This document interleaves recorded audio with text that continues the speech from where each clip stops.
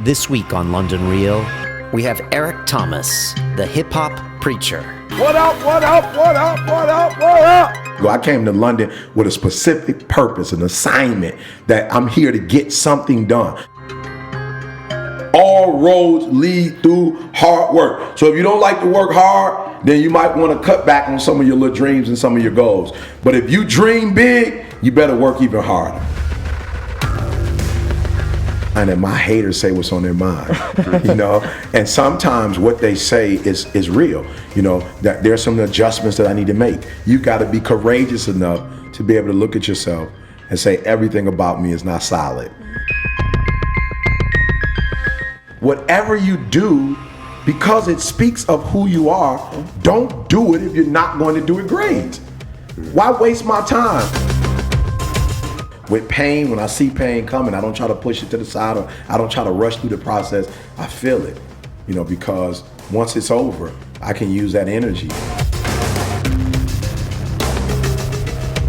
I just want to go down in history as this guy motivated as many people as he could possibly motivate, and he changed the course of their life and maybe even the course of history by using his gift.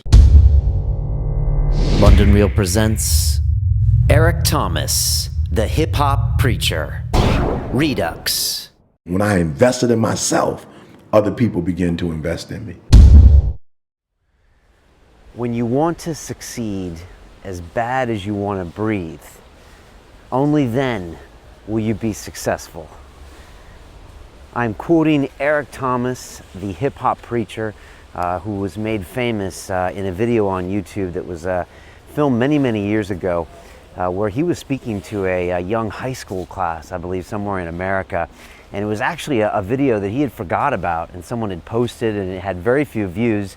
And as he told me during this episode when he was in London, all of a sudden it just kind of went viral, and people discovered who Eric was, and he's now gone on to become one of the most famous motivational speakers. He now does commentary for NFL and baseball, and he's become a huge brand in the US, and he calls it the ET brand. And now he has a YouTube channel and videos that he puts out every Monday called TGIM. Thank God it's Monday, and his excitement and his passion is infectious. And I was rewatching this video, which I filmed with Suli as co-host back when we used to have the trialogue format. And as I told Eric in the beginning, I just get excited when I watch you. And he's such a motivating guy. He was a former Baptist preacher in the South, and you can feel the way that he kind of he owns the stage and has a real presence about him in that way that kind of only comes from the South when it comes to those kind of Baptist speakers and priests and ministers. And so I was just so excited to rewatch this episode and try to get the knowledge. Sometimes I'm interviewing guests and I don't hear them like you guys get to hear them because I'm busy worried about the next question or all those things going on. And so really to listen to what Eric has to say, it's really humbling. He was so excited to be in London. We barely made this show happen. I was juggling balls and trying to coordinate people. And even the day of the show, Suli and I waited a couple hours, I think, for Eric to finally make it. And I was just so happy to get him to sit down with us in this old trialogue format. And I've recut this video for you, so it's a single person, single camera, and you can really get all of Eric kind of going in. But it's really special to have him for 90 minutes talking like this. I don't think anyone could get him to do this video today because he's just such a busy and such a popular guy. But he was excited to be in London. He had just done like a private seminar around the London Eye, and he had his whole crew with him. He rolls like 20 deep. His family was there. His mom was there. I met her outside, and it was just really a positive to sit down with Eric. He had also just coached Anthony Pettis from the UFC, who is now, the champion at 155 pounds, and he had just spent some time with Anthony. Definitely check that video out on YouTube and go to Eric Thomas's channel and check that out. So we've re-released this, plus you can see a young Suli co-hosting with me when we were kind of early part of our friendship. So it's a lot of fun to re-release this, and I will be doing a few more of these REDUX episodes from some of the old school and bringing it to the new school. So I hope you like that. Eric Thomas is so special, is one of a kind, and it's funny, I forget some of the great people we've had on the show, and Eric Thomas is top 10 easily, and I hope you really listen to what he has to say, and I think you will really enjoy it. You might be noticing I'm wearing something different Yes, I have a shirt on with buttons. I know it's a little different. I'm a week back from the castle in Scotland. I was at Guthrie Castle with Mr. Dan Pena for a 1 week long seminar where I was wearing a suit and tie every day for breakfast, lunch, and dinner for seminars. It was 6 days of training, and I have a lot to tell you about that. I will be releasing an article probably the day this comes out on our website. It's called either Dan Pena Before and After, or I think is what the title will be, and I'll tell about my experience. And then next week we will have not one but 2 interviews from Guthrie Castle, one before I took the seminar and one 8 days afterwards, after I had been given all the knowledge from Dan Pena. And I don't want to spoil what happened, but I can quite unequivocally say that Dan Pena is the baddest motherfucker I know. He has so many facets to him, but more importantly, he is just so congruent. You know, when Dan is on camera or off camera or motivating you or telling a story, he is always Dan, and I just haven't met that many people like that. So I really was inspired, and big thanks to him for having me up at the castle. It was a unique experience, one I will never forget, and definitely one of the most pivotal weeks of my life. So that's coming up. And I'm back to London now. I'm back on the Muscle Ups tomorrow with my man Roger Frampton. So we're going to be back on that, and that's sponsored by the guys at Monkey Nutrition. You know, they are a different kind of supplement company, one that looks at things in an intelligent way, you know, in an organic way, and really questions about what you put in your body and what you don't. So I've been using their Primal 26 to finally get this muscle up. Man, it's hard, but I really think it's going to happen in this calendar year. So I'll be pumping that product and trying to figure that out a little bit myself. Plus the guys have helped me out this week, and they sent me one of their products called the Modulator. So I just want to thank my man Neil over at Monkey Nutrition. He says he didn't send it to me because I'm a moody bastard, but this is good stuff.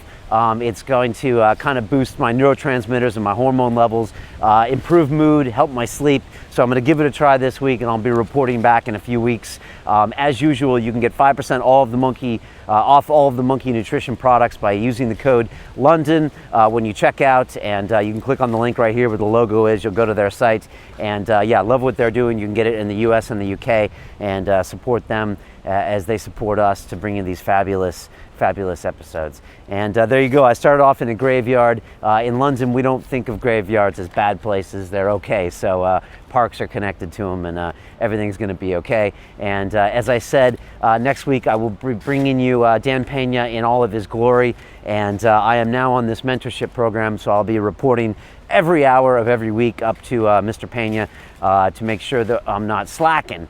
And that includes daily affirmations and all sorts of things that I will tell you more about when that drops next week. So that's going to be exciting. And Dan was at the Bulletproof Conference in LA, checking out everything that Dave Asprey had to show them, and he was drinking Bulletproof coffee every day of the seminar, as I do. And if you're not familiar, it's a coffee that's free of molten toxins. You mix it up with grass-fed butter and the brain octane oil, and you drink it. And what can I say? High performers do it, including Pena, my guest yesterday, which is Ben Greenfield, one of the top Ironman competitors and a serious biohacker in his own right. And me, you know, everyone's drinking it. So check that out. Check out the Bulletproof products. They've got a new product called Unfair Advantage, which I've been knocking back in the morning, and there's definitely some interesting things going on there.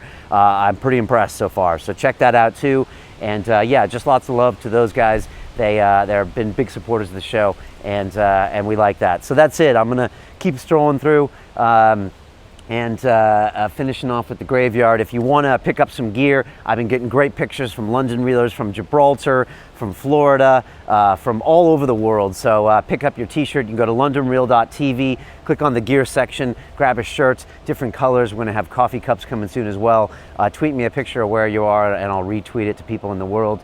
And guests as well. I just shouted out to chess Grandmaster Gary Kasparov. He's going to be here in December. But if you have any other ideas like that of who should be on the show, hit me up at brian@londonreel.tv.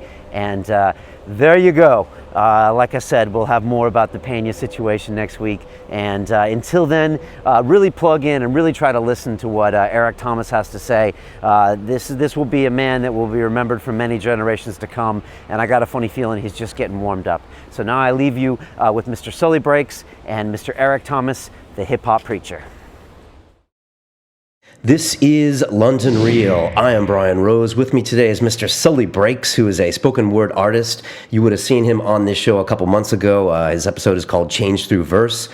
He's racked up about 4 million views on YouTube with his videos, Why I Hate School But Love Education, and The American't Dream. You got a new video out. What's that called? I will not let an exam result decide my fate. Okay, that's cool too. Yeah, that's very good. No. Yeah, I know. Sully's a real deal. Definitely check his stuff out. You've been featured in the Washington, Huffington Post. You've spoken at over 100 universities, right? Yeah. Man, that's crazy. All right. And with us today is the hip-hop preacher himself, Mr. Eric Thomas. You might have first seen him in his video, When You Want to Succeed as Bad as You Want to Breathe. If you haven't seen that video, you must be from another planet. About that. I was asking, Everyone's seen that video. I was talking to like Everyone's seen that grandmas. video. I was talking to like French people from Africa, Spain. I was like, you heard of this? Oh, yeah. I heard that guy. Wow. So I don't know, that thing went viral in a weird way. Yeah, I don't know. I didn't have anything to do with it, so I don't know how it went viral.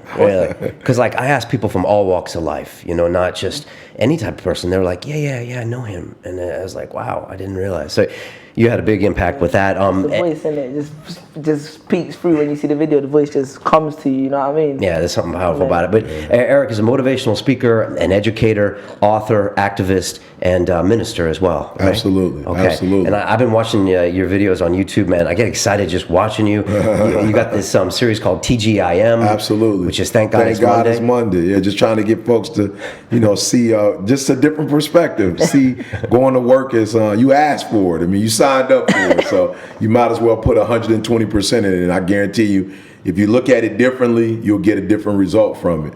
I was thinking only you would come up with the title, Thank God It's Absolutely. Monday. Absolutely. That's like some Eric Thomas brand. Absolutely. Absolutely. Yeah, no, I was watching that and watching your Coming to London video. But anyways, welcome to London. Man, good to be here, guys. I really appreciate it. Man, phenomenal experience. It's one thing to be here, but my family's here, my wife, my son, my daughter, my kids will never be able to say I didn't do anything for them. I brought you to London at 17 and 15. My mother's here, my mother-in-law. I think I just met your mother outside. Yep, maybe. outside. Wow. Yep. So I don't know if London's ready for her, but she's here. And about 17 of us came from the team. So phenomenal experience, man. I just wanted everybody to feel it, to see it. And I knew London would change them, so it's just phenomenal being here. I was on the London Eye, and I had a little VIP with a group of people there, and it's just like, if the fact that people would even want to come and see me and spend time with me is unbelievable. Yeah. I was thinking about, I have different co-hosts on the show, and I was trying to think who can handle Eric Thomas, Yeah, absolutely. Because I was telling Suli earlier, and Sully's the only Englishman in the room, I'm from the States, but I'm repping, I'm proud, I'm repping. Right. But I was just thinking, I have a little experience with people who speak as passionately as you, because I'm from America. But over here, I don't think in Europe and in England, I don't think they've ever met anyone like you. Oh, wait till they get a load of me. They just need to get a little bit in it, and everybody's gonna be doing it once I leave. How you finding the reception over here? It's awesome. Yeah. It's awesome. I don't know if it's because of the videos, because we have a close-knit history together. I'm not sure what it is, but I mean, man, it has been overwhelming. And just to see, I'm over the pond, and to see that, God told me all the way from Detroit, you're making a difference in my life, so it has been phenomenal. I mean, they've just treated us first class from the time we landed to now. And so one of my staff members, he's like, I'm moving to London. You have to get them pounds up. Yeah, it's not cheap over here. Absolutely. The American currency can't hang. So yeah. But so far, man, it's been phenomenal. Okay, and you're giving a talk this weekend as well at the Mermaid, right? Absolutely. I've been doing a little, a few smaller events, little intimate stuff, really trying to speak to a group and make sure that we impact the group. But the big show, of course, is on Saturday. We've got a couple shows, and I think Sunday we're doing some stuff as well. So it's been a packed schedule, man. Okay. For people that don't know a whole lot about you, I was just wondering if you could just give us a quick kind of where you started to where you are right now. I know you were a high school dropout. Absolutely. And you had some days homeless in Detroit. Yeah. And then I was watching a video of Eric, and he said he had a vision when you were 17, I think, and he said something else. And he said, for success, only one person has to believe. That's it. That's one of the many things Oh, Eric no said. doubt. And I was wondering if you could explain, what happened when you were 17 and and what's the journey? Yeah, you know, my story is no different than a lot of people. You know, Drake said it best, started from the bottom. Yeah, now we're here. You know, we're in London, you know, so unfortunately my mom was a teen mom, you know, wasn't married, had me at 18 years old. And, you know, it was just me and moms for a while, moved to Detroit. She married, her husband adopted me. I wasn't really, you know, feeling my man like that, wasn't feeling the relationship. And so, you know, just a downward spiral, didn't take school serious, didn't take life serious. And I end up at 16 so rebellious, you know, so angry with my mom that I eventually got kicked out the house. I'm living in abandoned buildings, eating out of trash cans, you know, hanging with the wrong group, just going the wrong way, man. And, you know, one day I was like, man, I want better. You know, like I'm looking at guys on the block, you know, you either end up in jail or you're dead. Like you don't retire from the life that we were living. And I was like, it's not for me, man. Like I gotta be able to do something better, you know. And so I made my move. You know, I got in a different environment. I started going to church, started dating this young lady who really, you know, held me accountable. She's like, I'm going to college and I'm not dating a high school dropout, you know. And so I end up getting my GED, going to college. And for real, a lot of people didn't believe in me. Your mom, you know, came from nothing. You know, your daddy wasn't in your life. You didn't do well in school. So there's a journey for that type of person. And I was like, hey, not for me. You know, I'm going to be somebody. And although people didn't believe, I always said, you sometimes when you're running a company, when you first start a company, you got to be the CEO, the CFO, the COO. You know, you got to be the administrative assistant, the mail clerk. You got to do everything. You know, mailman. You got to do it all. And so, for my personal life, I became that person for me. And I want everybody to hear this. Now there are hundreds of people, maybe even thousands, I don't know, who believe in me. But it all happened because I believed in myself. So once you invest in yourself, people are willing to invest in you. And I get tired sometimes. You know, kids call me, Mr. Thomas, I had this business or I have this idea. I want you to invest, you know, 3,000 pounds. I'm like, that's your dream. That's your vision. You have to invest in it more than anybody else. And when you do that, then you'll get other people to support you. So that's just what I believe. You got to believe in yourself before anybody else is going to buy into your vision. Most definitely. Yeah, I agree with that 100%. I mean, even with what I do, like you said, I've got like almost 4 million views, but prior to that, there's 100 videos on my channel which nobody watched. Nobody, you know what I mean? So yeah, it's true. I've been there. So you got to put in that. So you just believing in yourself ultimately it does reap the rewards. So I can identify with that totally, man. Yeah, I don't know if I have 4 million hits, so that's impressive. Yeah. No, I've been there too. I mean, this is the 92nd episode of London Real. Started this on a whim. Everyone said we're crazy, and first people said it's too long, and now they say it's too short. Wow. You know, it's just. And like you were saying, I was watching another video of you, and it's like when you get the check in the mail, all of a sudden people are like, oh, what you're doing is real. And it's like once we started getting views and subscribers and getting people on, they're like, oh, they're not so crazy. You know. Yeah, and again, that's the reality. That your reality is reality.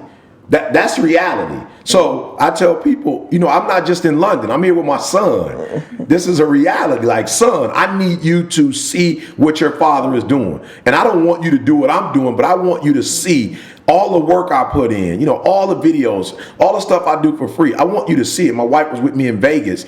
You know, and we couldn't go. It took us an hour and 15 to get to a restaurant. You know, people wanted me to sign autographs. People, you know, wanted to take pictures. And my wife is like, whoa, I was with you when you were a high school dropout. And my wife didn't really, and I love my wife, and no disrespect, but, you know, my wife is about having a full-time job. So in the beginning, she was like, what is this dream? How are you going to get paid? How are we going to take care of our family? Your kids have asthma. How are they going to get, America for insurance, you know, health insurance in order to, go to the hospital? And I just told my wife, like, look, I don't care who believes in me. This is a reality, you know. And so with each video, with each check, with each signature, with each whatever we do, that becomes reality. So I want my kids to walk in it. I want them to, you know, fly first class and see that whatever it is they want to do, they don't need anybody's support. They just need to know if they can see it in their mind, eventually it will manifest, you know, into the physical realm.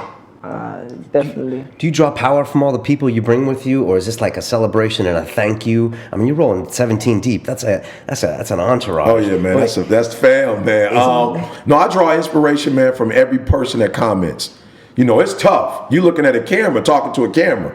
You're not talking to a human being. It's a camera. You're not in a live audience where you're getting that feed. So in my mind, I'm thinking about each person that I'm talking to, and I'm looking at the camera like you. People say all the time, like, Eric, I felt like you were talking to me. I was talking to you. That's exactly who I was talking to. So in my mind, I envision, you know, this young entrepreneur who's out here trying to make it happen, and you're hitting roadblocks, you know, but you know you got a gift. Breaks got a gift. You know that it's creativity, it's innovation, it's something that people have never heard before. And so every now and then you might get discouraged. So I want to be that guy that motivates you because you're motivating thousands. I want to motivate you because you are in a relationship. You do have a wife. You do have children. You are getting up and going to the same job. You do have a vision that nobody's believing in. And so I want to be your cheerleader. Like, I want to pump you up.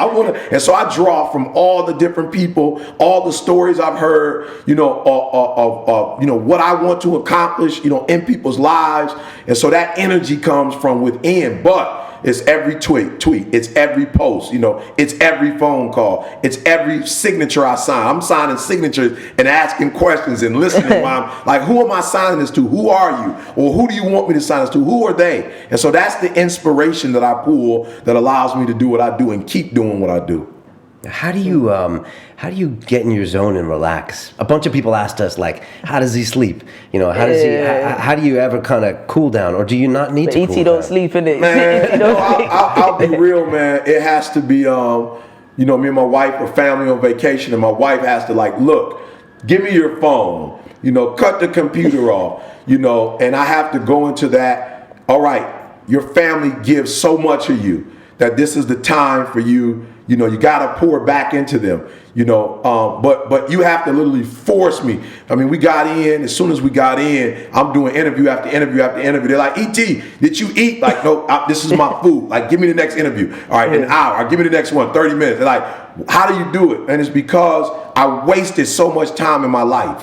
You know, I wasn't using my gift. I was being rebellious. I was disobedient. I was getting in trouble with the law. And I was one of those kids that literally I was going to be a statistic. And so now I'm in London. Like, how do you sleep when you have the opportunity? Like, I'm only going to be here 7 days. So I have to get as much done as I can in 7 days. Why? Because if I do what I'm supposed to do in the 7, the next time is 30. But if I don't take advantage of each opportunity, then I may never come back to London. But I want my kids not only to visit London once, I want them to say, hey, Dad, we're out of school. I know you got work in London, so let's go hang out in the summer in London. Like, I don't want you to taste success once and then you go back to being who you are. I want London to be a reality. It wasn't a visit. I want you to come shop in London. You haven't shopped here yet. You haven't taken a class here. You haven't met the people. You haven't been immersed in the culture. You're just visiting London. Yeah. The next time, I want you to learn from London. So every interview I do, it's got to be hot. Because it's got to be, we want more of ET. And that's just kind of how I think. 86,400 seconds in a day. Each one represents an opportunity. And I have to take advantage of each one. Why? Because each one creates another one. And so these moments are and that's why I'm so pumped and so hyped, because you only get so much time in a day. You only live for so long. And I want to make each moment memorable.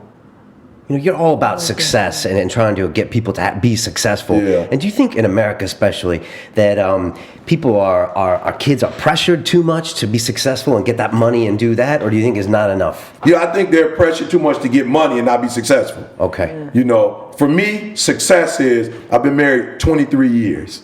I was in my children's life. I know my gift. I know my purpose. I'm passionate. Money follows. Yeah. Because when you have a service that you can provide for people that is genuine, that's unique, that's special, and that's needed, like, it really helps. You don't have a problem with people making an investment in themselves. I mean, that's what I see myself as. Like, people are not buying anything when they get Eric Thomas. What they're doing is investing in themselves. So they want to be motivated. So a football team may bring me in to speak. They're not asking me to come in because, I'm not saying that they don't care about Eric Thomas, but they didn't bring me in for Eric Thomas. They brought me in because they felt like, you're going to give us that edge, that advantage we need, boom, to win that World Cup. or to win, the Super Bowl or whatever it is. So for me, people are making an investment in themselves. So success is being the best that I could be. And it's not what you say, because you don't know that I have 3 or 4 more gears. You're comparing me to the other motivational speakers. So to me, success is living your life to the fullest. Is Mother Teresa not successful because she wasn't considered to be a billionaire? Like, I think she's one of the most successful human beings. To me, Gandhi was successful. Martin Luther King was successful. He was only a pastor at a church. Like, he wasn't this business tycoon. So for me, success is saying you're going to do something and doing it.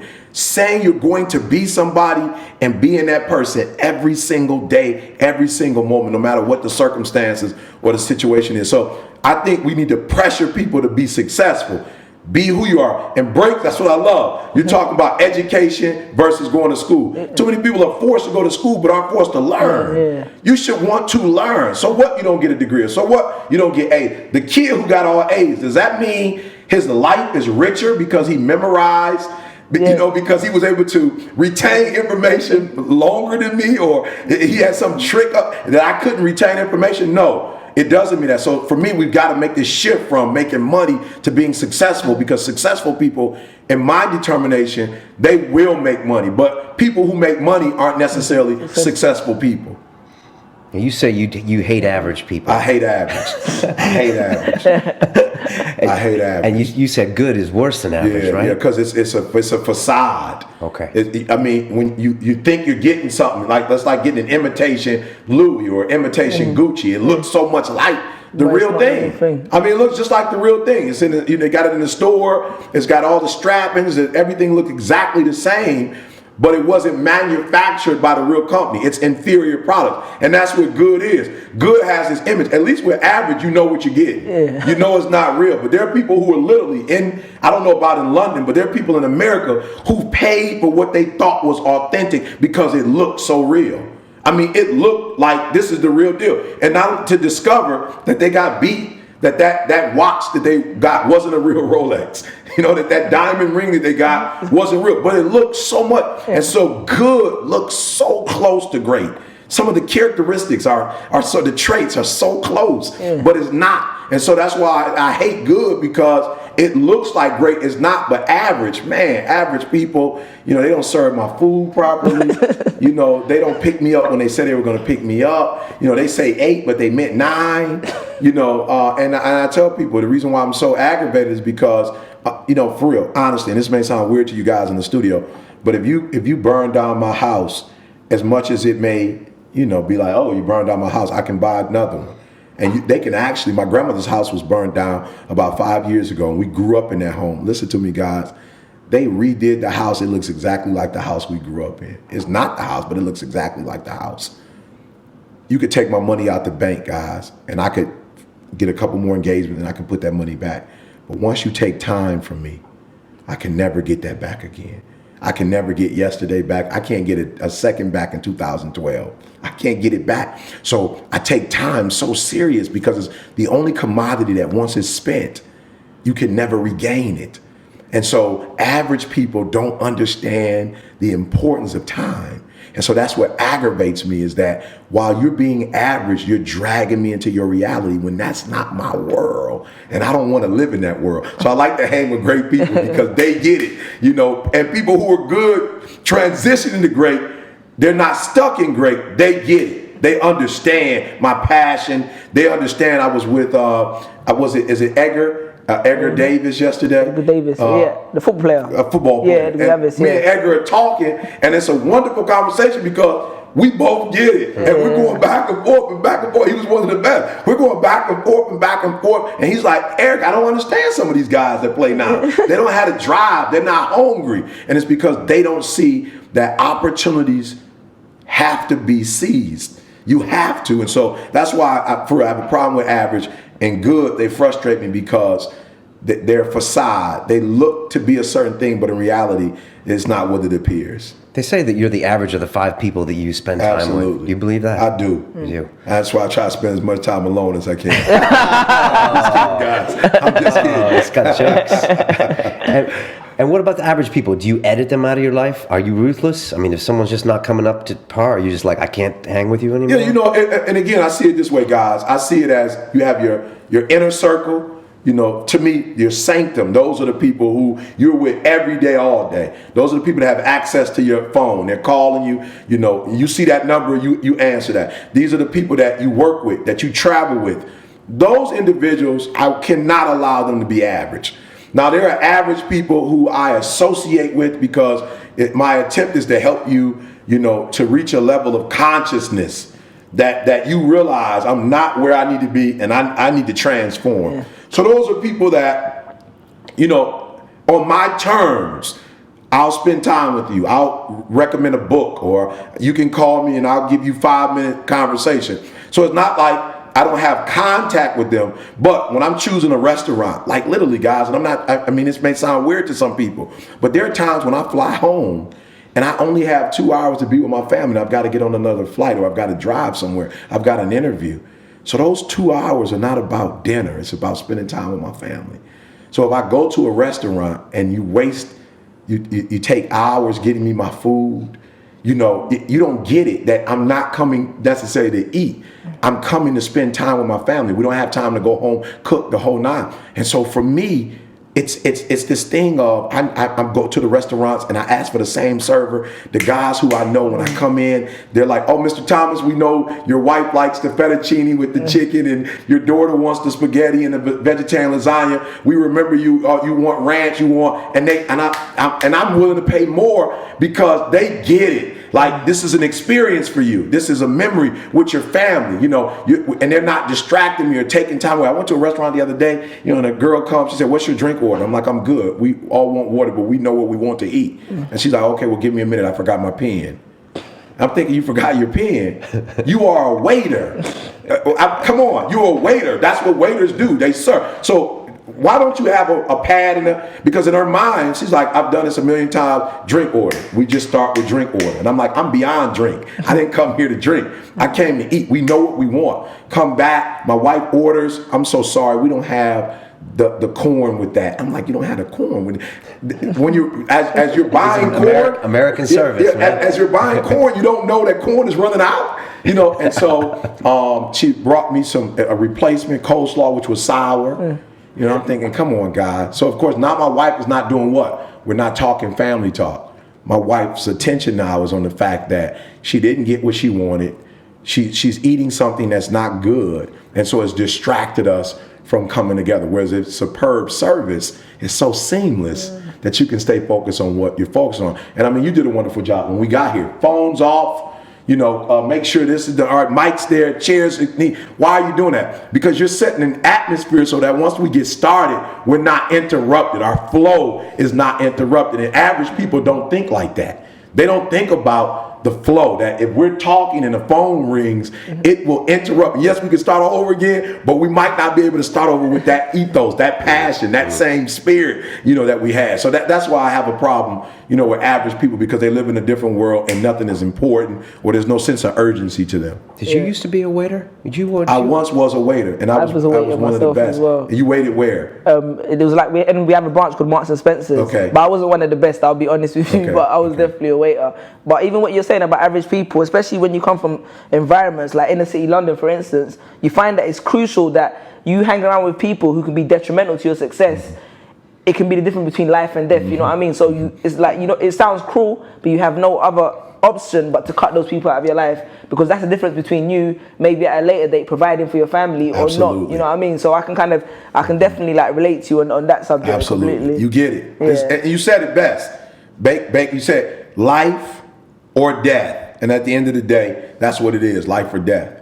Professionally, which spills over into other, you know, areas of your life. I mean, I'm with my whole family. I was able to, you know, to either budget so much and then pay for other tickets because I am so serious. And it's funny, when I got here, people are like, yo, E, you really like that? Like, you got here like, you really, they're thinking like when it was funny yesterday, they were like, you were as advertised. And I'm like, no, this is me. This is who I am. I'm not playing. When we met outside, I'm looking at, where do we start? Let's go. I'm looking to get into it. So, and we just left an hour documentary. My mom and I, took us about 30, 40 to get here. And hey, you wouldn't have known that I just left doing a documentary, because it's over. That opportunity is over. And if I was to say, well, that opportunity was great and I'm still living in that moment, I wouldn't be able to nail this moment and what this opportunity is going to do for me. For real, we'll talk again years from now about how being at this particular form at this particular time, with the sun, I might add, with the sun shining outside, how this is going to leverage my career and give me more exposure that I've been blessed to be on this show. Some of the exposure that I'm going to have after this hour, I would have never had before. So I get one shot, one moment, and I've got to capture it. Yeah, he was ready to go. I met him on the sidewalk, and I don't know. You thought I was a fan or what? I don't know what I thought. I'm like, hey, who's this guy? Let's go. Do you ever meet somebody, and can you tell in the first 10 seconds whether you can help them or not? Absolutely. Really? Absolutely. The questions. People, Lauryn Hill said, you gotta ask the right questions. And there are people who call me, and I get so frustrated because it's like, I can't, but a young lady called me about 2 weeks ago. And so I said, hello. She called my personal number. I give my personal number out. And so she said, I can't believe it. I said, you can't believe what? She said, I can't believe this is E.T. I said, I gave you my number. Why can't you believe it's E.T.? She said, well, I'm thinking, based on your status, I'm going to get your clerk or I'm going to get a voicemail. And I'm like, no, you're talking to E.T. How can I help you? And I know she thought I was probably rude, but I realized I can't help her, because she's starstruck. So you're not calling me because you want to elevate your game. You want to go to the next level. No disrespect to those of you who are listening, but I don't do groupies. I don't have an ego. I don't have a self-esteem problem. I'm no better than any other human. We all have to wake up in the morning, get dressed, go out and do what we do. So I said to her, do me a huge favor. Either call me back when you have a question, or please don't call me back again, because you're wasting my time.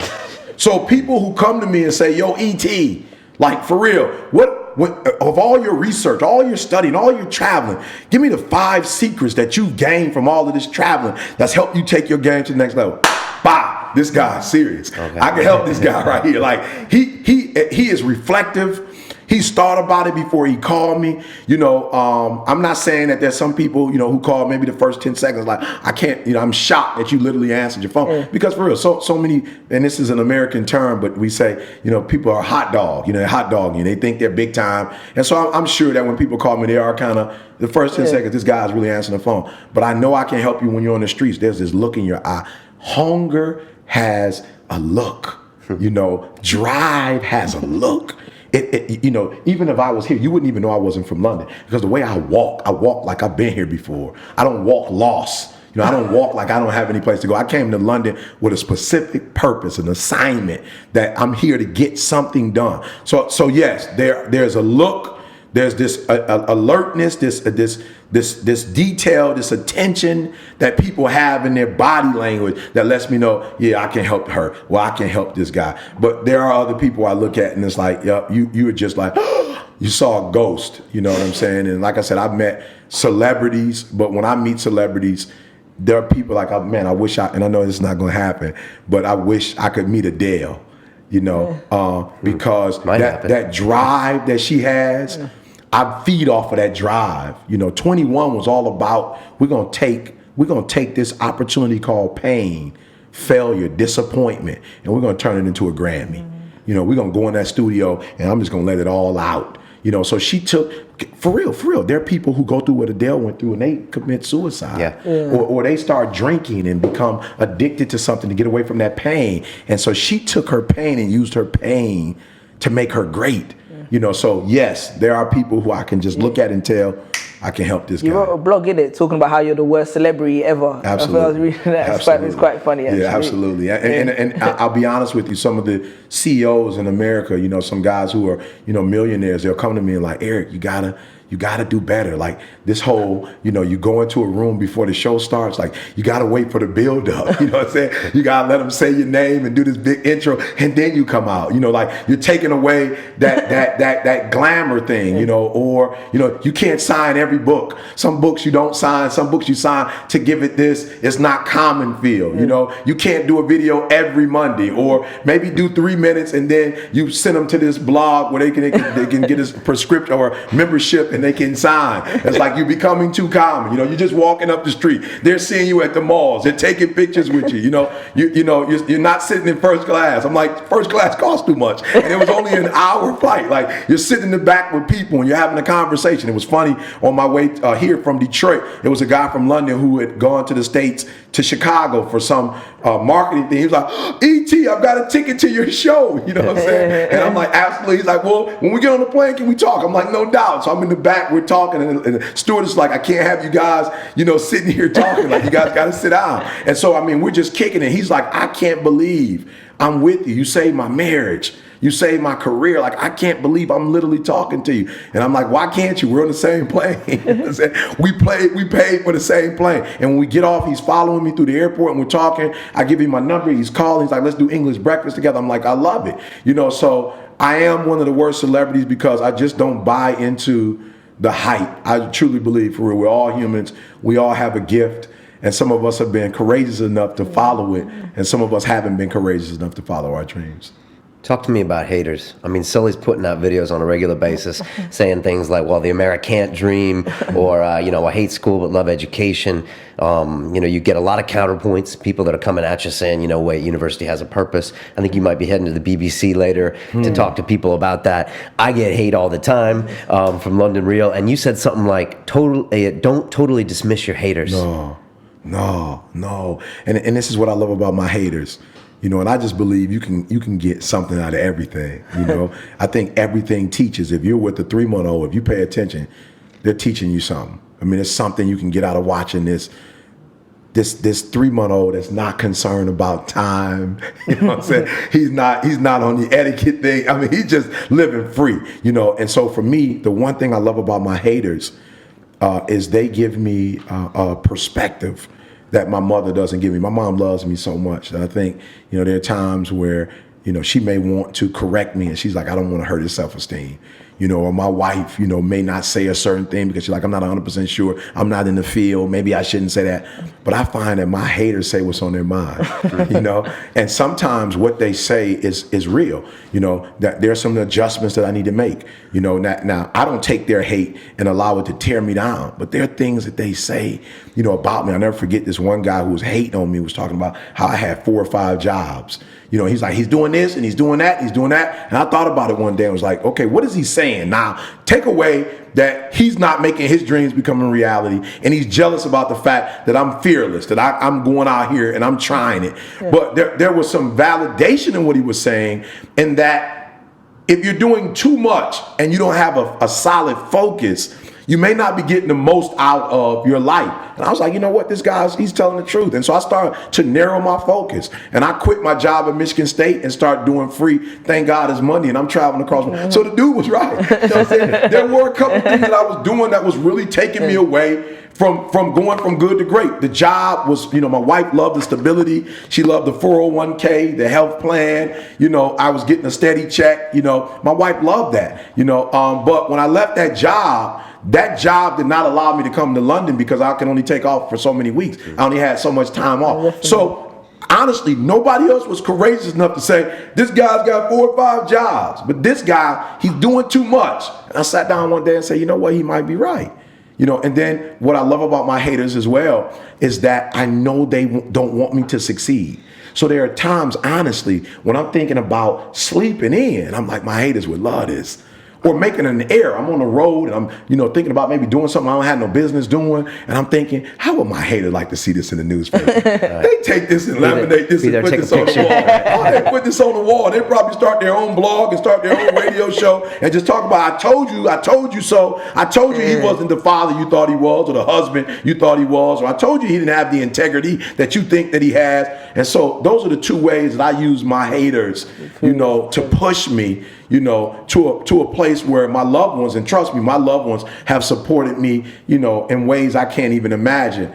But my haters have given me that extra, that edge, that advantage that I know that they're always in the backdrop waiting for me to make a mistake. They're waiting for me to fall. They're waiting for me, you know, to come out with a video that doesn't represent, you know, the videos I've done before. They're waiting. And so I'm going to keep them waiting. I'm going to keep them waiting. So when you talk about hate, talk to me. I haven't had the chance to hear some of the stuff that you mentioned about, you know, the way you frame it. Talk to me about that. Oh, in terms of like, but I kind of view it the same way you do in terms of people write a lot of negative stuff, because what I'm saying, it doesn't exactly go for the status quo, you know what I mean? If I'm telling people, learn to educate yourself, you can educate yourself, and there's more you can gain out of school than what they put on a piece of paper, that grade they put on the paper. There's a lot of people who have ended up in positions in their life that they may not be happy with, and because of that, they feel they have to address it in an ignorant way. But like you say, I always see that everyone's entitled to an opinion, and like I say to my friend, I put a video up and my friend will be like to me, oh, it's got lots of likes, and I say, no, I need dislikes,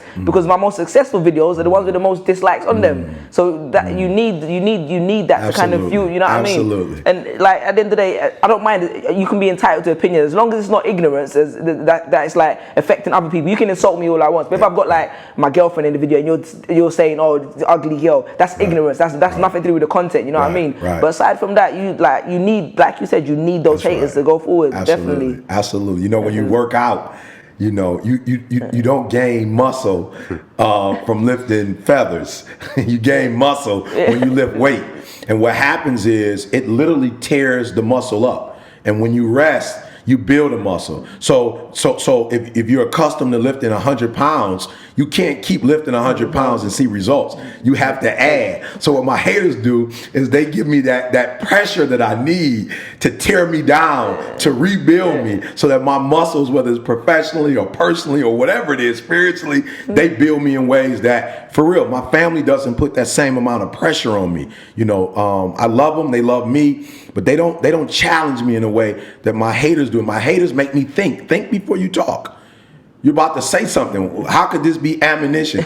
Word this properly, because if you word it improperly, even though that wasn't your intent, they could take that thing and run with it. So for real, I love my haters because they give me a perspective that nobody else in this world gives me. And I know that they know I'm in London right now. So I'm kind of wondering what's going on in their mind right now. I bet most people would think you didn't have haters. Oh, you know? Man, so many, man. And that's crazy. I will say this to you, because my content is so strong and because it's not narcissistic in a way, it really is about helping other people. I've noticed that when people get on and say negative things, that the community blast them. So they're a little bit more apprehensive about getting on, because the common guy, people that they know, it's like, yo, how dare you disrespect the person that's not charging us, that's putting out this motivation, that's, you know. And so I find that I have haters, but they're in their own little community talking. They're not brave enough, you know, generally to come out, you know, and say how they feel, you know. So, but trust me, somehow word gets back, you know, what people are saying. But I love it, you know, and for real, it really motivates me and challenges me, you know, to think about what I do and what I say. And sometimes everybody needs, you know, that positive pressure. And I see it as positive pressure. Yeah, it's definitely, you definitely need it. Like the honesty, the factor is the honesty is there. Oh, you know what I mean? It's great. There is the honesty. It's only insecurity that makes you not look into it. You know what I mean? I guess you could thank Twitter and YouTube, because we didn't have that kind of anonymous criticism. Absolutely. 200 years ago, I guess you didn't have it, right? Yeah. Man, it's hard to thank them sometimes. But I find if you get a few hateful comments, I'm like, whatever. But if you get the same people saying the same thing like 20, 30, 40 times, then you're like, maybe there's something going on here. No, for real. I've got to look into it. Yeah. Yep, I've got to look into it. Absolutely. And you said it. You've got to be courageous enough to be able to look at yourself and say everything about me is not solid. Or there are always room for improvement. Yeah. What do you want to be in like 5-10 years? Are you trying to be completely, I guess, ubiquitous, be like known all over the world, or do you have like other goals in mind for you, for the ET brand, for everything? Yeah, I think for the ET brand, man, this may sound crazy, but we're doing exactly what we want to do. You know, I get that feeling. Yeah, people get that feeling. Yeah, you know, for people, media is so important. You know, like that you will be known everywhere. I'll be honest with you. I was in Vegas eating with my wife, and a group came up to me, and I saw them looking at me, and I'm like, put my head down, kind of. And not that I mind, but when I'm with my wife, sometimes, like, my wife is very private. She's an only child, so she doesn't really. She doesn't get me a lot. So when she's with me, she kind of just wants to be alone. And, a group came up to me. I saw them, and they kept going back and forth like, are we going to go talk to this guy? And eventually they come up to me, Mr. Thomas, we apologize. We know what you're with your wife eating, but you said it, no opportunities wasted. And I'm like, absolutely, Do people quote you back to you? Yeah, they quote me back. So I'm taking pics with these guys, man. So sometimes being known has its disadvantages. Because when I'm with my family and they want to get the private time, but I respect my supporters. They're like, yo, this is an opportunity of a lifetime. So there is that dichotomy, that makes it challenging. But I'm doing exactly what I want to do. The only thing I like about the media attention and, et cetera, is that the reach is expanded. And people need this type of inspiration. Being a positive, artist yourself, with spoken word, people need positive. Like when you look at what you do and how many other people are out there doing what you do, it's the number is small. But when you think about how many people are maybe using the spoken word for something negative, the numbers are bigger. Yeah. So the only thing I would like to do is inspire more, not necessarily ET the hip hop preachers, but I want to inspire more people who are motivational and inspirational in nature to do what they've been called to do and not get caught up in status quo. So I think that's it for me. I would like to die knowing that, for real, the inspiration that Mother Teresa gave the world, that Martin Luther King gave the world, that Gandhi gave the world, I'm talking about the world. These people weren't limited to a certain demographic or a certain race or gender or age. These people inspired people all over the world. And I would like to go down in history as one of the individuals in this era that was responsible for pushing people toward greatness and heightening people's sense of awareness. Like, Eric, I could be doing more. I'm not doing everything. I could be a better husband. I could mop the floor better. I could be a better server. I truly believe, and I could be wrong, that a part of the downfall of the economy is that people are going to work and not working with a spirit of excellence. And so you start making inferior products and you start doing things from an inferior nature and you reap that, and so for me, I just want to go down in history as this guy motivated as many people as he could possibly motivate, and he changed the course of their life and maybe even the course of history by using his gifts. You had a talk on New Year's Eve, I think, where you said, we're not in a recession. Yeah. You said something like, we're just not at the time where people are giving you free money anymore. What did you mean by that? I agree. mean, there was a time, man, I'm from Detroit. So Ford, GM, and Chrysler, we know that Henry Ford, they say, at least in our part of the world, they say he was the first to design, the car. And when he first started, people were taking pride in the fact that, wow, we've created something. Think about it, guys. People were on horses or walking. So with a car, you can get from one part of wherever you live in the world to another part of the world. And you're talking about in the hours driving. And then the Wright brothers come out with a plane. So now I can get from Detroit to London in 7.5 hours because these guys had this dream. And then there were individuals after the Wright brothers who kept perfecting the dream, evolving the dream. Like, if you ever been, I was in Egypt, we flew first class. It was a bed. Like, the Wright brothers never thought that there would be a bed on a plane, and so there was a time, because of these genius men and women, these dedicated men and women, that they created industry. And you didn't have to dream. You could live off another man's dream. So Ford put us in a position where you could just go to work and do what he dreamed of and make good money. But after years and years, decades and decades of making good money, people were like, hey, this money is going to be here. This industry is going to be here. So whether we go to work excited or not, listen to me, man. And this is deep for me because I'm from Detroit. But most people don't know that Detroit, Henry Ford created the middle class America. Yeah. You were either poor or rich. He created the middle class America, where a person without a great education could go get a job and make good money.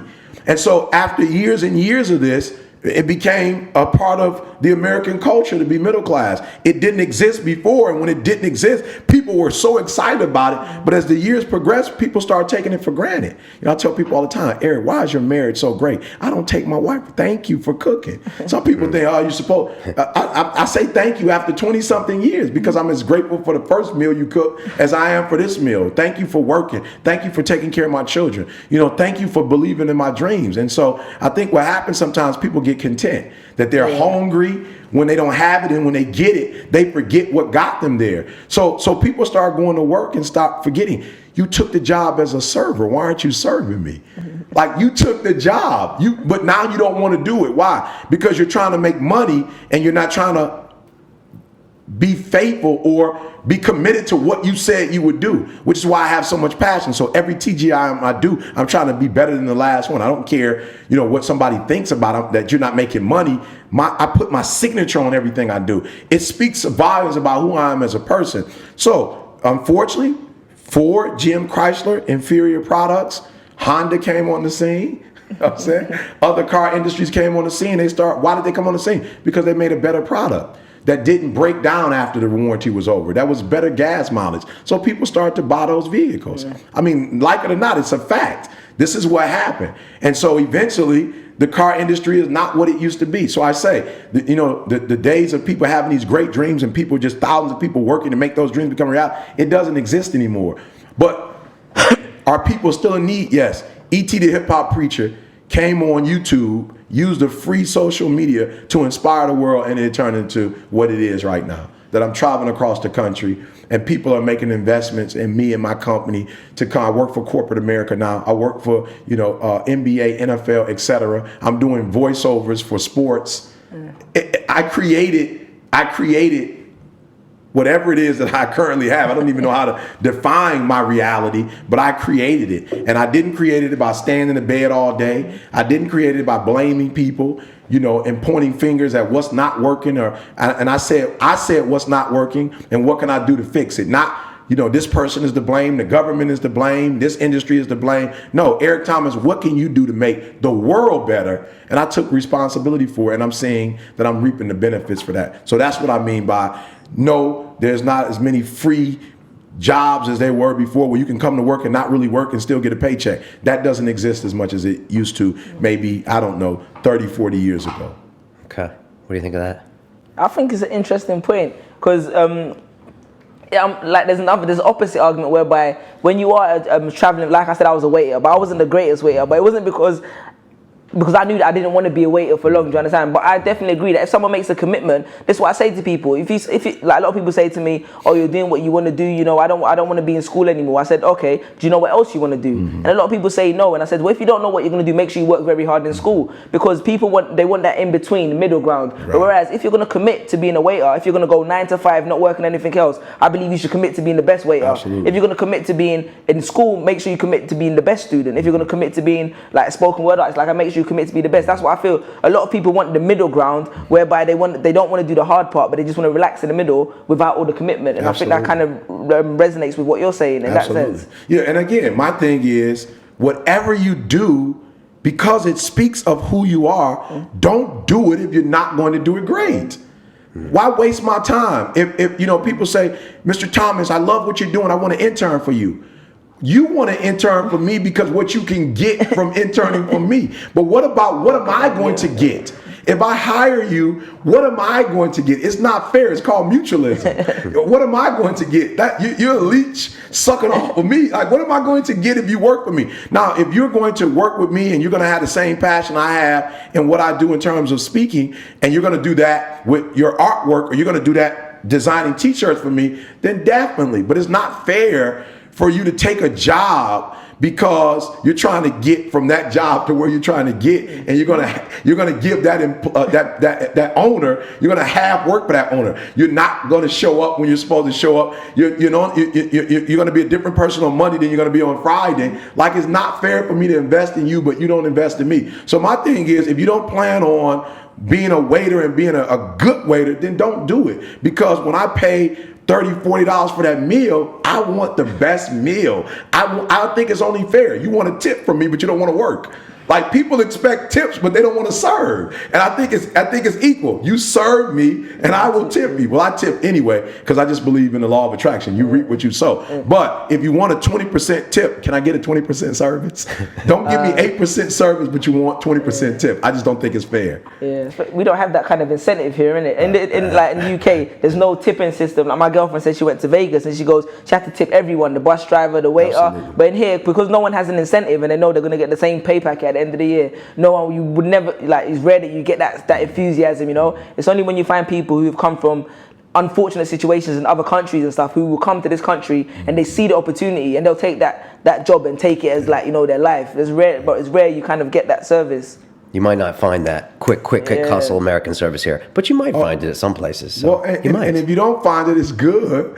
You know, again, I always say it's about learning. So when you come to a culture that's not quick, fast, in a hurry, you respect that culture and you understand why they're doing it. Yeah. Because I moved to the South for years because it was a slower pace, you know, than up north, you know. So when I come here, trust me, I'm constantly moving. I don't have a problem going to a restaurant and it takes an hour because that's an hour that I get to spend, you know, with my wife. Now I'm not at home, you know, and it's a different culture, but, you know, and that's why I say wherever you go, you can learn because there's a reason why the culture does what it does. And so many times people try to fit their culture into a culture instead of going to that culture and valuing it and learning as much as they can, you know, and adopting what they find good here, you know, and taking it back and making it a part of their lives.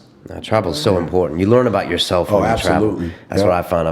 I've been to a lot of places, Japan. I remember I was in Brazil, walking down the sidewalk in Rio on the beach, and I was like, God damn, these people are moving slow. I was like, get out of my way, get out of my way. And then I was like, what the hell am I doing? Right. In Rio. Look at me. Chill out. I'm the problem. Right. Yeah. Rio. Learn from these people. That's right. They know how to relax. You don't. Right. You know? That's right. That's right. So yeah, you will learn a few things. Now you moved down to the South, and then you're a minister as well. Absolutely. Do those things come at the same time, or were they very separate?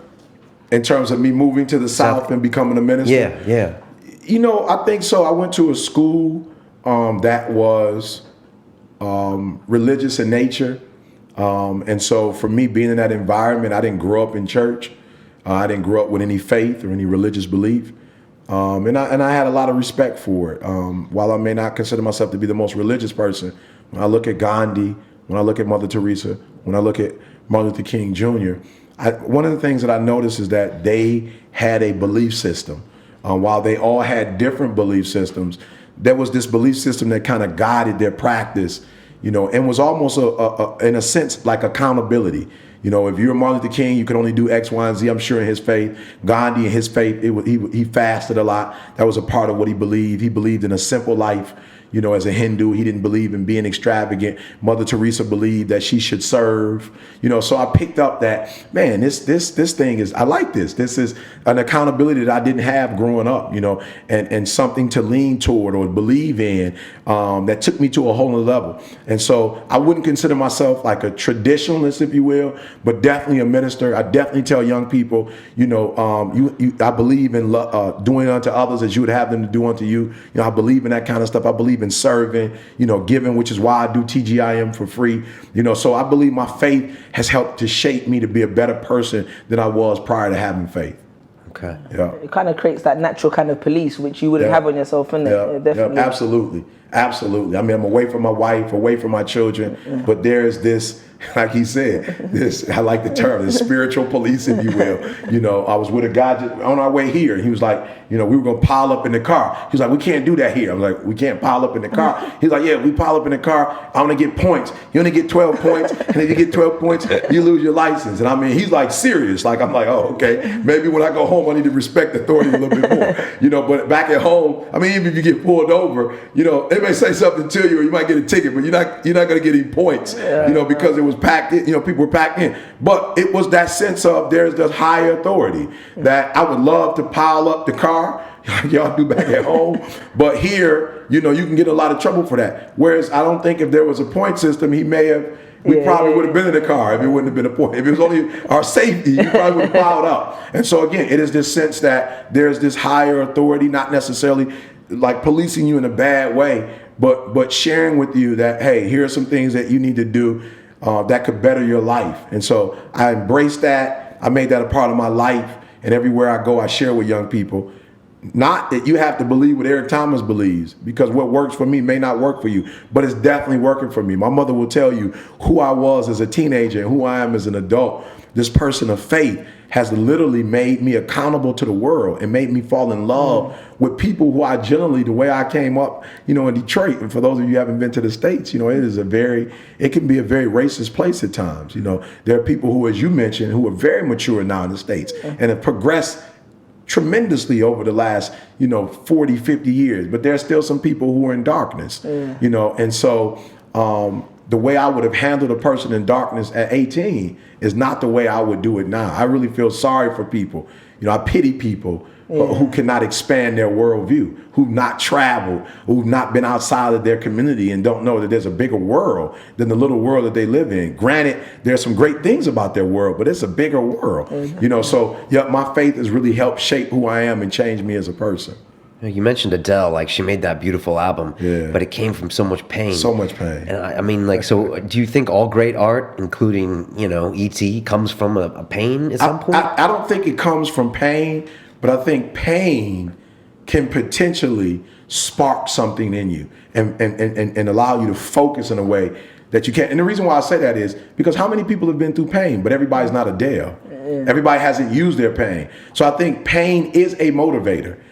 Pain is an inspirator. It has a way of bringing the best out of you. But there are other people who come from wealth and they have something in them that says to them they want to continue this legacy, that they want to keep this legacy going. And they haven't been through what Adele or myself have been through, but they were able to turn that switch on, not necessarily with pain or poverty, but they were able to use their privilege, that affluent background they had, to say, I want this forever. So whatever I have to do, I'm going to click this great button on. This, I want it as bad as I want to breathe. This hunger that I don't want to live like that, or I don't want there to be a gap between what my father and mother set up for me and what I'm going to set up for my children. So I think pain can be, but again, some people use pain, become addicts. Some people use it to bring bodily harm upon themselves.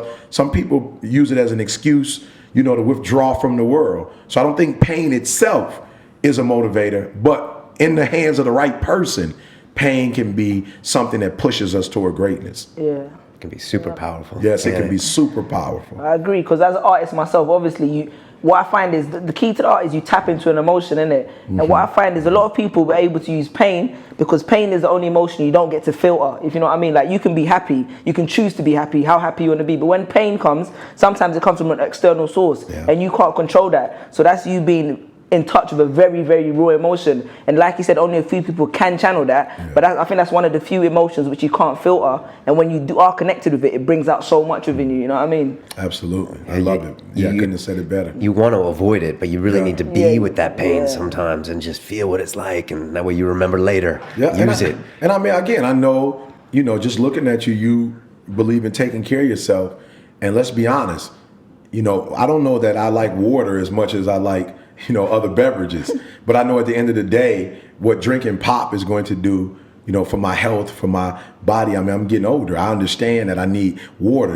My kids, what's that juice you're drinking? It's got kale and spinach and all kind of stuff in it. And it may not taste the best, but I do know in the long run what it's going to do. Every push-up that I do, I'm not doing push-ups like, oh, I love it. This is the greatest feeling I've ever had. But I understand that it's necessary. And I think it's the same thing. We shouldn't run from pain. We should embrace it, because if we look at it as something negative, we will not use it, or we won't take advantage of it. We will try to dismiss it or ignore it. But we really need to embrace it. And every chance we get to be in pain, I remember being, a young man and not wanting to cry. And now when I speak, if it comes, I let it go. I don't hold it anymore. But there was a time where I remember talking to my biological father for the first time. I was 25, and we were in a room alone. We were in a church building, and I'll never forget. I was so angry and I was so hurt. And he'd asked me a question, and I wanted to just be myself and cry and say, you weren't there for me. You abandoned me. You hurt me. But I wasn't mature enough at that point to want to be vulnerable in front of this man. And so I, like a crocodile, like I held those tears. They came out my eyes, my eyelid. There was water, in the water ducts, but I wouldn't let them drop.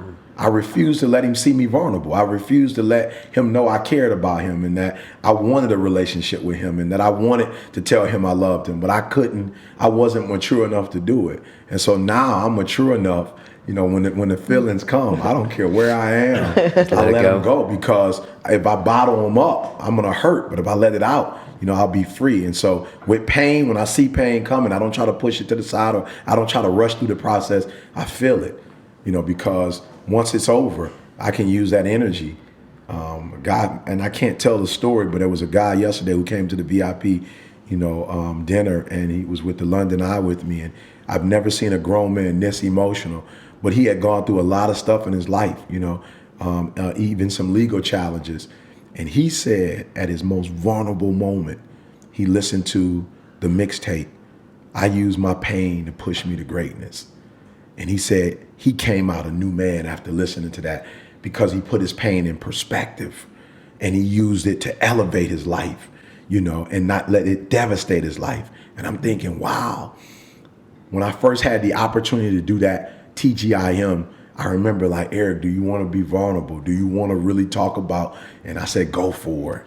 And I went for it. And some guy heard it who's a DJ and put music to it and said, look, I don't mean to be disrespectful to your experience, but I want to put some music behind it and I want you to hear it. And when I heard it, I thought, man, this is the most powerful thing I've ever done in my life. And it wasn't done intentionally.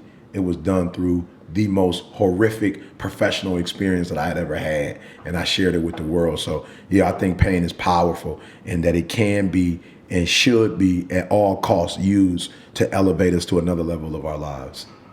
Along that same line, do you think we have a saying on this show where we say, go to where the fear is? Yeah. And I was just, it's different than pain, but is that something you think about or you tell your people about? I mean, it's the edge. Don't we all want an edge? Are we all looking for some type of advantage?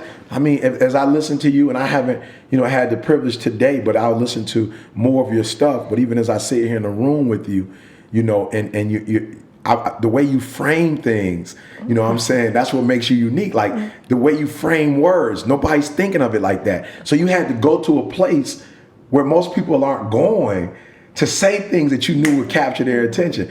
But there's this sense of anxiety because you're not saying the average. Yeah. You are stepping out beyond mediocrity, and you're saying things that, gets their attention, but at the same time, it's stuff that they weren't willing to say. So yeah, the edge is in the fear. If you do what everybody else is doing, you're not going to fear. Most people are running from it. But if you go to fear, you automatically become what the average person can't become because they're afraid to go there.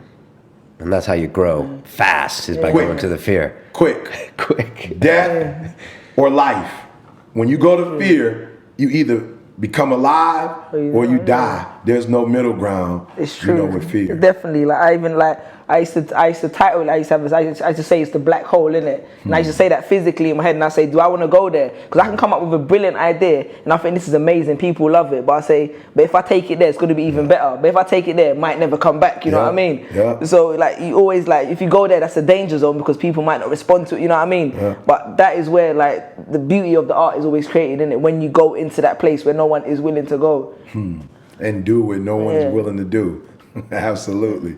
I saw you giving a talk to UFC fighter Anthony Pettis. I'm a big fan of him. He fights at I was going to go fight at 145 pounds. And you give talks to major league sports teams. And I'm just wondering you're walking into these elite athletes. You're a big Michael Jordan fan. I was thinking to myself, what would Eric Thomas have said to Michael Jordan, back in the day? And you're walking into these guys on the top of their games. And what do you think when you walk in there, as far as how do you approach, that versus say a big, mermaid show where you got more different kinds of people. And what was your most memorable one? You're definitely focused like that. And I'm gonna say Pettis, and I'm only gonna say Pettis because there was this rumor out that he had a real slight chance to win. There were people who were thinking, because he had lost a major fight, maybe two or three fights, before. Yeah, Clay Guida or something. So people were like, this kid is good, but he's not ready. He's not mature. He's a choker, if you will. And his opponent, Cowboy Cerrone, is no joke. Yeah, no joke whatsoever. So in my mind, I'm thinking, what's Pettis thinking? You know, beyond the glit and the glimmer. You know what I'm saying? Beyond all of the, you know, the hurrah, he's at United Center. You speak of MJ, when we walk in, that's MJ's house. So we're in MJ's house. And I've got to stay focused, like, don't focus on that right now. You know, because that's big for me. That I went from this kid who was homeless and a high school dropout to I'm in this form now, this arena. And this kid wants me to walk out. So I'm thinking in my mind, what is he thinking? What is he thinking? Not the good stuff. But what is his fear? What is his black hole? And what do I say to this kid to get him to look beyond all of that and to stay focused? Because if he could be who he is, he can win this thing. I mean, physicality, he has it. He's got some phenomenal moves. Like, he's doing some stuff that nobody else is doing. Crazy stuff. Right? And if I could get him to be him and not get caught up in this fight, who he's fighting, what's at stake. If I can get him to be who, and that's the only reason I went in the ring, because I believed in this kid. I don't go into somebody, like, my name is on the line here. You know, if he loses, or people are like, whoa, E.T., maybe he's not that deep of a motivator. So it's important to me. You know, I'm putting my name on the line, I'm putting my character on the line, I'm putting my future, my career on the line. So I'm going in there and I'm thinking, like, what's on this kid's mind? You know, so I had a chance to meet up with him and practice, work out with him and get in his world, you know, and talk to him before the big fight. I'm talking to everybody that knows him, and I'm like, what makes this kid click? What's his why? And if I can make him focus on his why and not focus on anything else, he's going to go in here and murder this dude. You know, so it's crazy because once this dude on his team fights the fight before and gets murder. Okay. I mean, eye cut, blood all over the place. They got to stop the fight. Was he on the mat that day when you spoke to him? Was he in the same room? He was in the room, but I only spoke to Pettis really that day. Okay, yeah. You know, that was my, you know, but he was still a part of the team. So I'm like, oh, I hope Pettis isn't watching this. I'm hoping, you know, Ant's not like, what in the world is going on? You know, and so I'm just in the room with Ant, who's playing the music, and I'm in his head, I'm looking at him, and I believe that when you get to the level that, you know, these guys are on, you have to be able to say what you're saying and use words only when necessary. I mean, this is a different level. So I'm not going in here just blabbing and just talking to be talking. These guys need to stay focused. So I want to use as least words as possible, you know. And so I'm thinking, got to keep this kid focused. I got to remind him of who he is and why he's here. And we walk into the rink. I'm talking about, you can feel the energy. And I'm walking in, and people are like, E.T.'s with Pat, E.T., what up? And I'm like, Pettis, this is Pettis. You walked out with him? Yeah, I walked out. I walk out with him, you know, and heavy. You know, he goes in the ring. I go back. I can't watch it. So I go back in with his little brother. You didn't watch it? Yeah, now, and we watch it from TV. I can't be in there. I can't be in there. And I'm talking about, you remember the fight. He goes in there, and in 2 minutes, he murders the dude. In 2 minutes, he murders him. And I'm like, yeah. You know, so, yeah, when you go in there, man, I've got some stuff I'm doing with the NFL this year. And what do you say to everybody who's great? Everybody's on the same level. Yeah. You know, everybody. And so you got to get inside the person. You got to see what they're going through. And then you got to use where they are to help them to get to that next level. And so it's a challenge for me. I've got to grow so much. But then the Mermaid, you're talking about 600 people from all different walks of life. It's huge. I've been in there. It's a big fit. You know, it's just, it's so different. And so now you have to come in and become all things to all people. And again, you got to narrow though. What does this population need to hear? And so that's why this is so important. These interviews and, you know, meeting you and feeling, you know, London and hearing what's going on in London, getting the pulse of London. So when I go in, literally, you're going to think at the Mermaid, you're going to think I'm from London. Because I'm going to spend so much time with the people and listening. This isn't the time to talk. In preparation is the time to listen as many voices, to hear as many hearts, to hear as many cries and many dreams and visions as possible. And then boom, it's going to allow me to get in that room and become this culture. I'm going to have to give up the American thing for a couple hours. Because if you saw his fight with, his talk with Pettis, it was a different Eric Thomas. You know, it was intimate. You were really talking about the specifics of his training. You're like, look, you all train hard. You all know you train hard. What's the difference in this fight? It's going to be who wants it more. Absolutely. And it was powerful stuff. I didn't realize you walked out with him. I saw that picture with you afterwards. We walked in together. That is heavy stuff. You know, there's a couple more questions, and we're going to let you roll because you've got places to be. Hey, well, I only have to be here right now. So I like that. I like that. You know, one of the things you said is that sometimes you're not given things. Sometimes you have to go out there and take it. And you said, like, physically take it. And you're a positive guy with a positive message. Yeah. But there's something that's, you know, quite rough about that kind of thing. Absolutely. You know, I look at my career and no recruiters, no motivational speakers, no, you know, life coaches came to the west side of Detroit and said, hey, guys, we're going to give you an opportunity. You know, my father wasn't in my life, so maybe he was supposed to be that guy who came and said, Eric, you can be special. You got a gift. You're talented. You're a leader. You're going to be somebody. I'm going to put you in the car. I'm going to take you to college. I'm going to take you to go get your license. Like, I'm going to take you to see the world. I didn't have my father. My biological father was not in my life. So maybe I am speaking out of turn. Maybe there are things that are given to you. But in my world, that person who was supposed to do that, he wasn't there. And so I knew, you know, for people who watch 8 Mile, you know, they see the movie 8 Mile. You know, it is a street called 8 Mile. I grew up on 8 Mile. But 8 Mile is not about a street. It's about the divide between the rich and the poor. It's about, if you grew up on this side of 8 Mile, you were part of the working class or poor. You grew up on the other side of 8 Mile, 9 Mile, 10 Mile, 11 Mile, 12 Mile. That's where the rich people lived. You know, and so as a kid, we looked on the other side of what life looked like. And nobody over there was coming to mentor us over on this side. Nobody was inviting us to come to their fancy dinners and their parties and, you know, the country clubs. We didn't get to do golf. You know, we weren't exposed to that world. And so I knew if you want that, you're going to have to get up and you're going to have to go over there and you're going to have to say, I deserve it and I'm willing to do whatever it takes. I don't want any handouts. I never forget we were on welfare when my wife and I first got married, and she graduated from school. She got a registered nurse degree, and she took our check and she took it back to the welfare department. And I said, what are you doing? We haven't made it yet.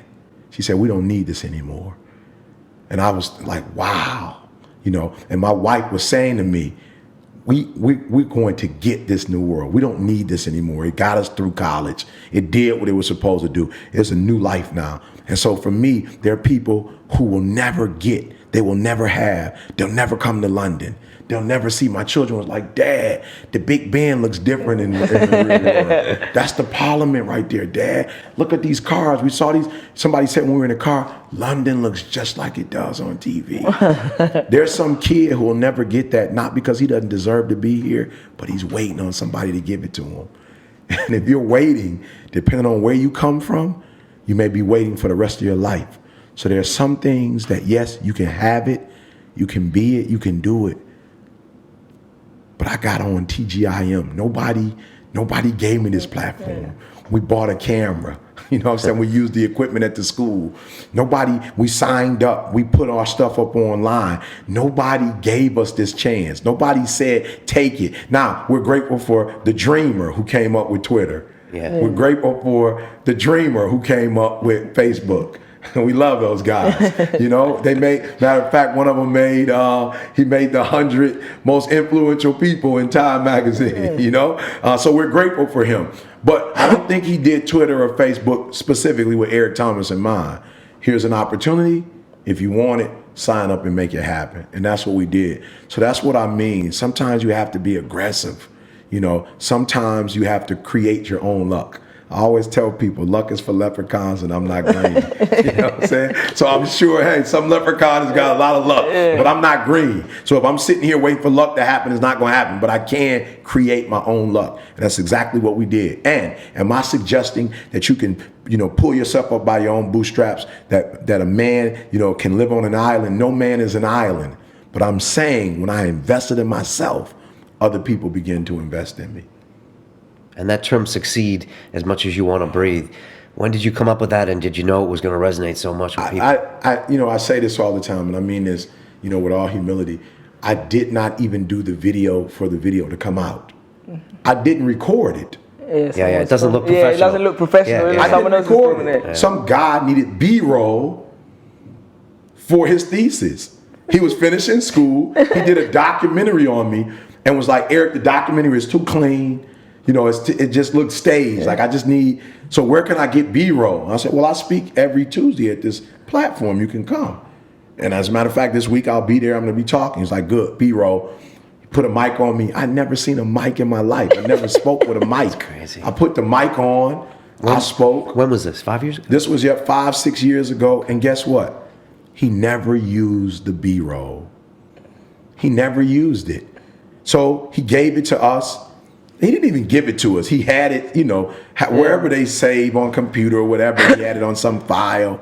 A good friend of mine said, you know what, Eric, 2 years ago, you did this phenomenal message. I think every freshman that enrolls in Michigan State, they need to hear it.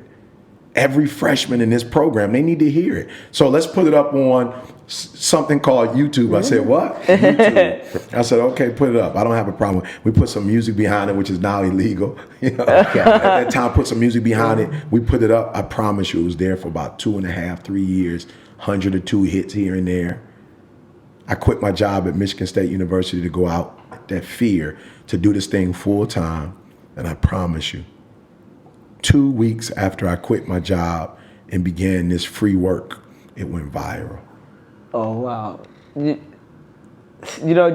Sorry, I don't want to interrupt you in it, but it's like I got fired from my job as well, innit? So I got fired in December from my job, and it's like for the reason because I did something on YouTube. But obviously, that same time is when I released the video that why I hate school but love education. Right. The same week I got fired. That's the same week that video just went viral.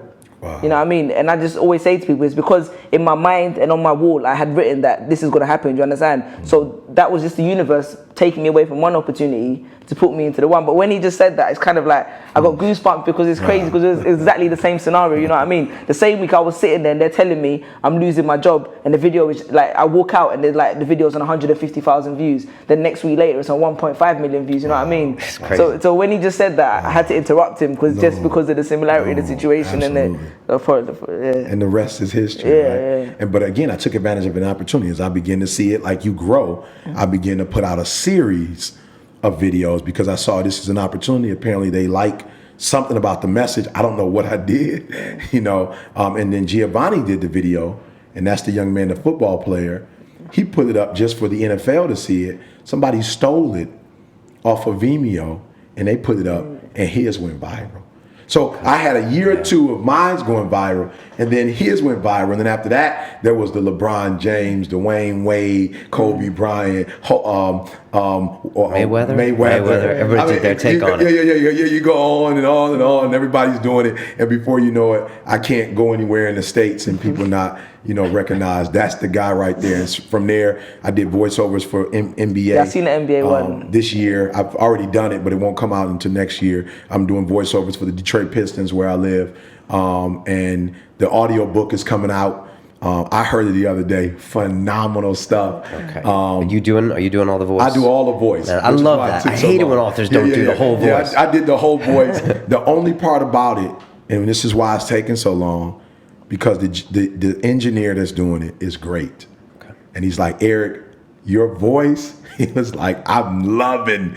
He's like, he said, it's like a full orchestra. You're leading out, and I'm just behind you adding to it. And I heard chapters 1 and 2 the other day, and it blew my mind. Like, wow. I mean, I was emotionally, it's like I had never heard the story before, but the sound effects and what he does, if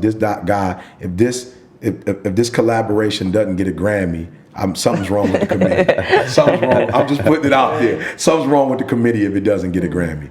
Wow. What do you say to that 20-year-old that's listening to us right now? Actually, I want to get both of you guys. Yeah, because he's at 20-something. So how old are you? 24? 24, yeah. 24. Yeah. Right. So he could really answer this. Yeah, maybe you could answer it. Well, both of you guys. What do you say to the 20-year-old that's listening to us and is like, all right, what should I do? I mean, like, if there's one thing you can tell them, that just one thing, because I think it's hard for us humans to make all these changes at once. I'm going to go on a diet and stop smoking and go back to school. But if there's one thing they could do differently, if they want to change their life and get to their goals, I want to know what you would say and what you would say. You're 24, so start us off. Like I answered this question before, innit? Yeah, I just think the most important thing is, like he said, is believing in yourself. You know what I mean? Once Once you believe in yourself and what you do, everything else comes into focus. Like if you go to work on Monday, you know you're going to work because you need £500 at the end of the month to buy a new pair of equipment. That's going to help you take you where you want to be. If you get on the bus, you know I'm traveling to a destination which has helped me where I'm going to be. If you have a sleepless night, you know that sleepless night is investing in where I want to be. And that's what I found. Once I found that, obviously there was people around me who helped me to be who I wanted to be. But once I found that as soon as I believed in myself, everything became into perspective. Now everything you do has a motive, it has an intention. Even if you're in school, you know what I mean, you have an intention. I want to get my degree so I can do this, but then I know what I want to do, you know what I mean? And I think that is more important than anything. Don't wait for someone else to believe in you. A lot of artists, especially when you're like a musician or whatever, you make the best album ever and you wait for someone to come and sign you. You start sending it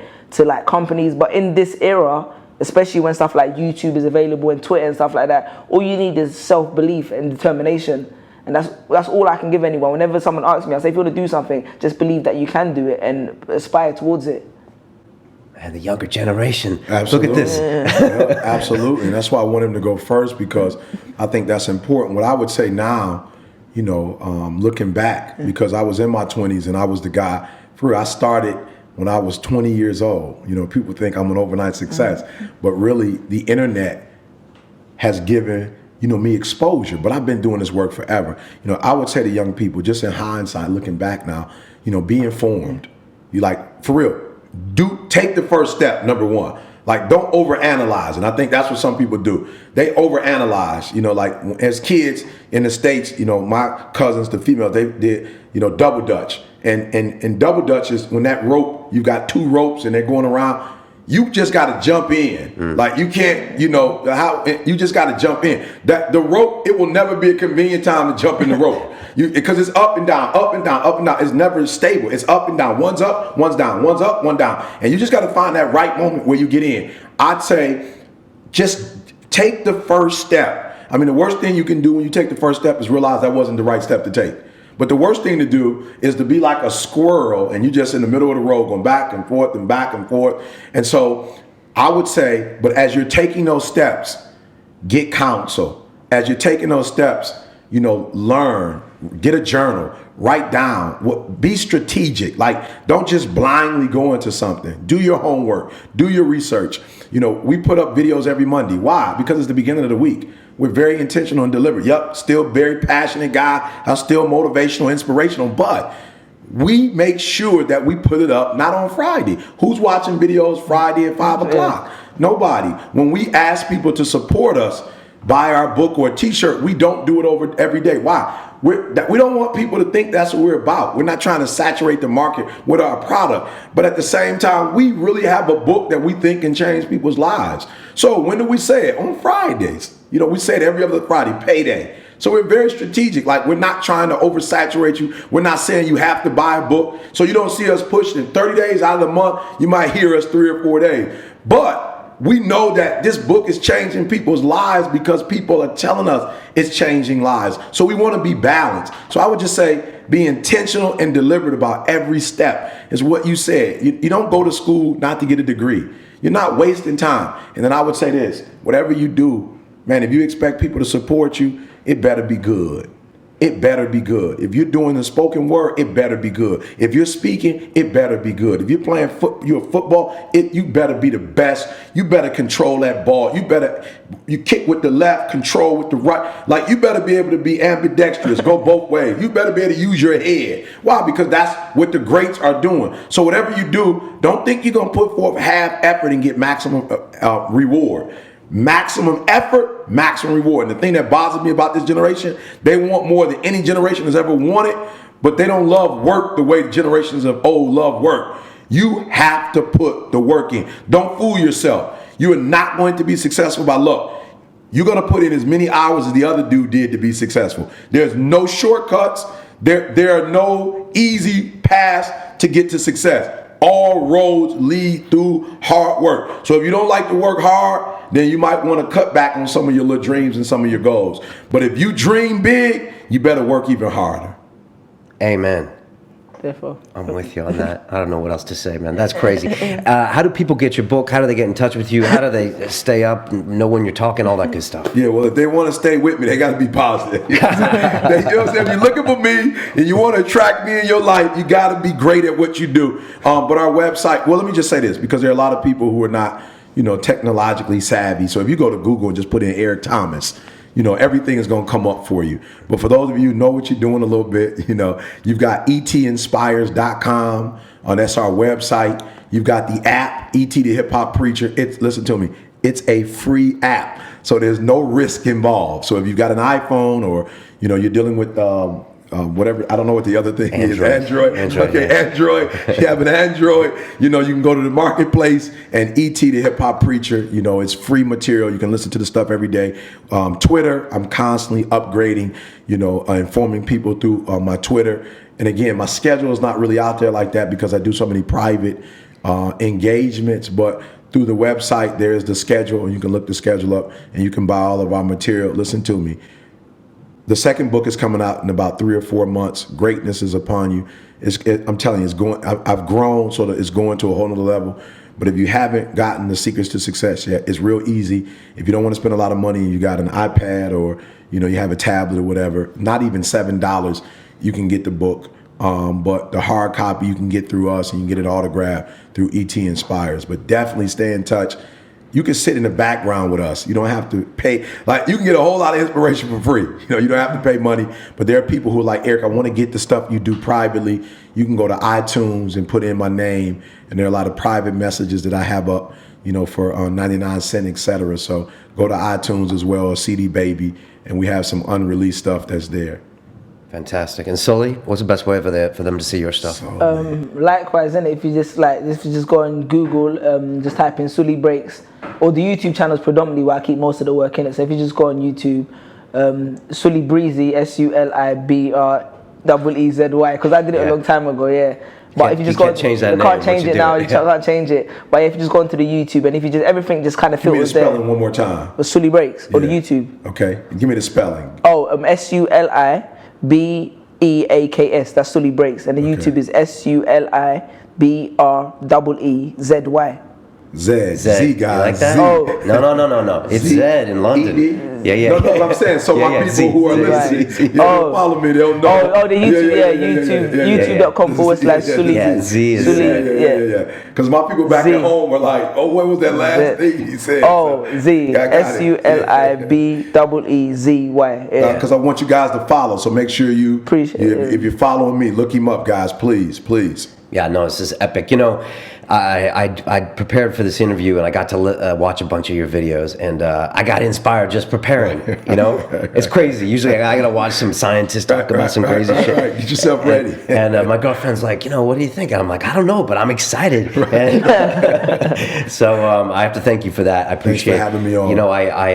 I thought of Suli was one of the first people I thought of to join us today, and I just think, man, this is like an epic moment, and I'm really curious, what happens in 5 years. Absolutely. Maybe we'll all meet back here in 2018. And we do a featured artist on our TGIM. Okay. So I'm definitely looking to... I'd appreciate that. I'm definitely looking to get what he feels is his best piece. And we definitely want to expose our people, I'd appreciate in the that, States to his information. That's excellent. I called Suli up on Tuesday, and I was like, "You heard Eric coming?" Yeah. It's like, but you made my day. Likewise, now I'm getting informed, and I have a lot of youth that follow me, so I'm gonna sneak and give him some content. Like, hey, can you say this for me and make it sweet? Absolutely. Well, that's excellent. I can't wait to see like the 29-year-old Suli, the 47 or 8-year-old you. The same with me. Maybe we'll meet back here in 5 years. See what happens. Hopefully, man. God willing. I think this is an epic beginning. So thanks so much for coming. Thanks for having me. It's a real pleasure. If you're listening to us on iTunes and you want to see Eric Thomas himself, we're on YouTube at channel London Real TV. We're on Twitter at the same handle. We're on Facebook, and our website is londonreal.tv. Come join us. All our content's free, and we just like featuring like super cool people with good messages every week, man. Super cool. All right. Yeah, so it's a lot of fun. Best of luck. Not that you need it this weekend at the Mermaid. A whole bunch of it. And that's cool, man. I need a whole bunch of it. It's good to have you in London, man. I think the world needs more of you. Amen. Well, hey, thanks to you, they just got more of me. Fantastic. All right, peace to you both. Thanks a lot, guys. Thanks, man. what we call reality is in fact nothing more than a culturally sanctioned and linguistically reinforced hallucination.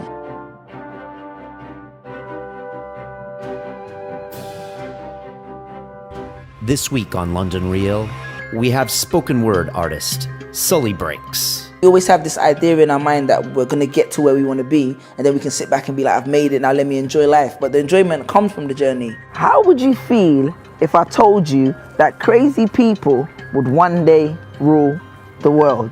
I relate to the tech industry because it's all rebellious, you know what I mean? And the fact that you get people to fund these rebellious ideas is winning, you know what I mean? If education is the key, then school is the lock.